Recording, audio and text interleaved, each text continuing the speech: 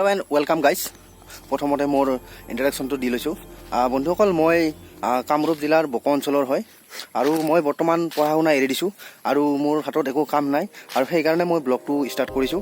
তো বন্ধুসকল, এতিয়া মই গৈছোঁ মোৰ পিছফালে যিখন নদী দেখা পাই আছে আপোনালোকে, এই নদীখন মেঘালয়ৰ পৰা অহা আৰু এই নদীখন হৈছে মানে কি বহুত ভয়ংকৰ বুলি ক'ব লাগিব। কাৰণ এইকাৰণে ভয়ংকৰ বুলি কৈছোঁ মই, যেতিয়া বাৰিষা কাল হয় বা বাৰিষাৰ বতৰ হয় তেতিয়া মানে ভয়ংকৰ ৰূপত পানী বাঢ়ি আহে।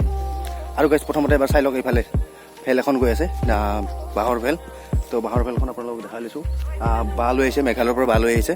নদী থাকিলে এইটো এটা সুবিধা থাকে, বাঁহ আনিব পাৰে এনেকৈ, মানে কষ্ট নোহোৱাকৈ নদীত নমাই দিলে আৰু বাঁহ এনেকৈ লৈ আহিলে আৰু এনেকৈ বাঁহ লৈ গৈ আছে। বন্ধুসকল, অকল বাঁহ বুলিয়ে নহয়, নাও চলাব পাৰে, বহুত ধৰণৰ কাম কৰিব। পানীটো অট'মেটিকেলি যাই থাকে, ইয়াত কোনো তেলৰ খৰচা নাই, মানে একদম ফ্ৰীতে যাই থাকিব পাৰি। আপোনালোকৰ কাষত যদি নদী আছে জনাব। আৰু বন্ধুসকল, এই নদীখনত মানে মাছ পোৱা যায়, ভাল মাছ পোৱা যায়। এই খুৰা এজন আছে এইফালে, খুৰাজনে ইয়াতে মাছ মাৰি আছে, মানে বৰশী বাই আছে। আচ্ছা, বৰশীত মাছ চাছ পালি না? কি মাছ পায়? গুচি মাছ মানে বামী মাছ হয় না? তো নদীত ইয়াতে বামী মাছ পায়। তো এতিয়ালৈকে পোৱা নাই বুলি কৈ আছে, তো পাব, অলপ কিছু সময় অপেক্ষা কৰিলে পাই যাব। তো বন্ধুসকল, মোৰ পিছফালে যিখন ব্ৰিজ দেখা পাইছে আপোনালোকে, আগত কাঠৰ ব্ৰিজ আছিলে আৰু কাঠৰ ব্ৰিজ থকা অৱস্থাত এখন গাড়ী ইয়াত সোমাই গৈছিলে, মানে ভাঙি পেলাই নদীত পৰি গৈছিলে। তাৰপিছতে লাহেকৈ কিছু বছৰ পিছত পকী হ'ল, কিছু বছৰ হ'ল। তো তাৰ আগতে একদম মানে দুৰ্ভোগ আছিলে, মানে বহুত যন্ত্ৰণা আছিলে এই ৰাস্তাটো পাৰ হোৱাৰ কাৰণে। আৰু বন্ধুসকল, মোৰ পিছফালে চাব পাৰে, এইফালে এইটো বাউণ্ডাৰী দেখা পাইছে আপোনালোকে, বাউণ্ডাৰী দি আছে। এইটো এটা ভেটেনাৰী, মানে গৰু চিকিৎসালয়, গৰু ম'হ পশু চিকিৎসালয়। তো এই ভেটেনাৰীখন এইফালে আছে। এইখনো বন্ধ হৈ আছিলে, ভাঙি চিঙি শেষ হৈ গৈছিলে। ৰিচেণ্টলি আজি 2-3 মাহমান হ'ল বাউণ্ডাৰী দিলে আৰু নতুনকৈ ঘৰ এটা বনাইছে। আৰু এতিয়ালৈকে কিন্তু ডক্তৰ বা কিবা বা চকীদাৰ কোনো অহা নাই।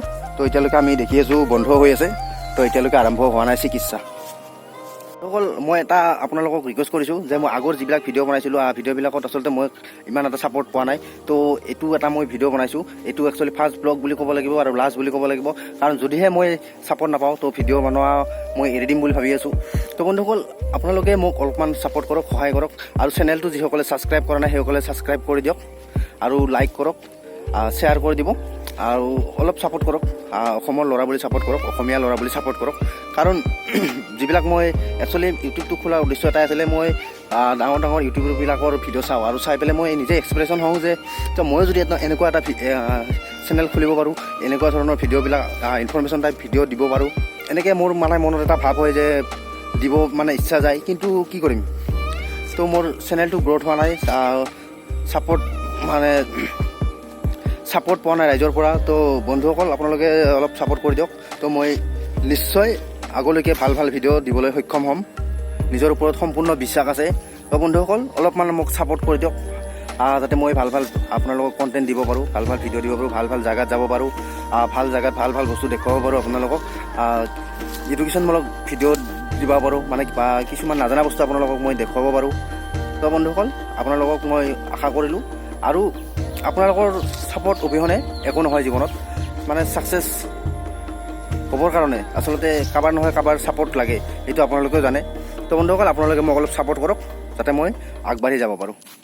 আৰু মই ভিডিঅ'টো বেছি দীঘলীয়া নকৰোঁ, আজিলৈ মই এইখিনিতে সমাপ্ত কৰিছোঁ। ধন্যবাদ। জয় আই অসম।